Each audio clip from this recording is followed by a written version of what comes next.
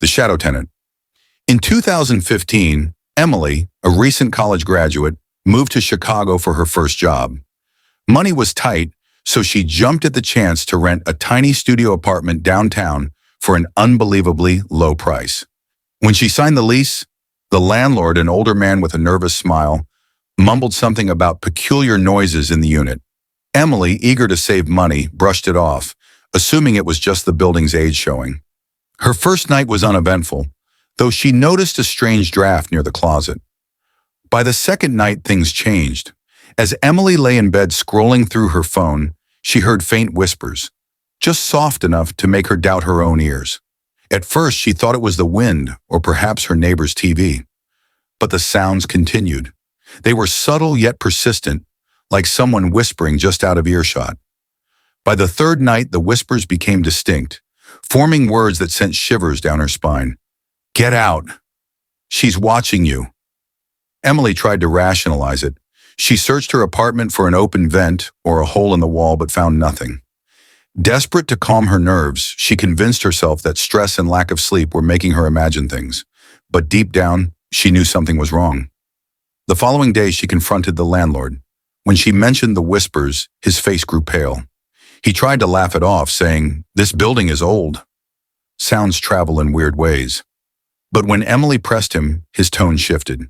He hesitated before admitting, the last tenant, Margaret, she wasn't all there. Claimed she heard voices too. Thought someone was living in the walls. Emily felt a chill run through her. "What happened to her?" she asked. The landlord shifted uncomfortably. "She stopped paying rent. I had to evict her. Never saw her again. But don't worry, there's no one in the walls. It's just an old building." His reassurance did little to comfort her, but she decided to stay. Moving again wasn't an option. That night, the whispers returned, louder and more menacing. Emily noticed they always seemed to come from near the closet.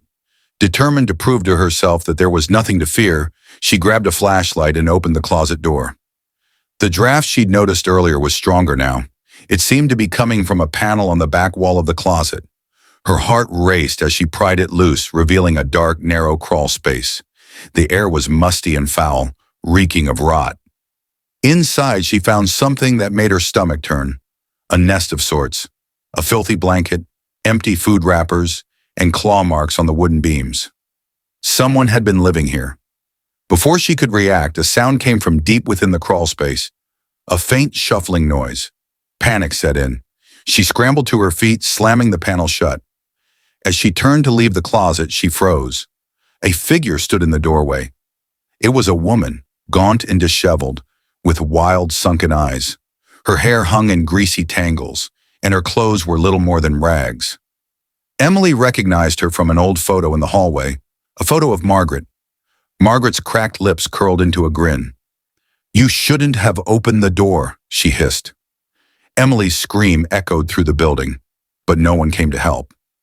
The next day, when the landlord checked on her after several unanswered calls, the apartment was empty. Emily's belongings were still there, but there was no sign of her. Police were called, and during their investigation, they found the crawl space. Inside, they discovered a chilling message scrawled in blood on the walls. "Still here." Margaret was never found. Neither was Emily. But some nights, tenants swear they hear faint whispers coming from the vents. "Get out. She's watching you."